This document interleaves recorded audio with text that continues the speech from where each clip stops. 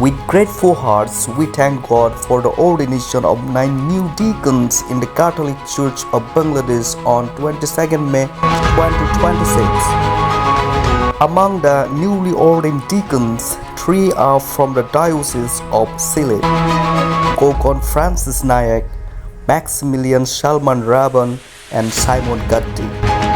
May the Lord continue to bless these newly ordained deacons with wisdom, humility, and faithful service to His Church. Let us keep them in our prayers as they begin this sacred ministry. Congratulations and prayerful best wishes to all.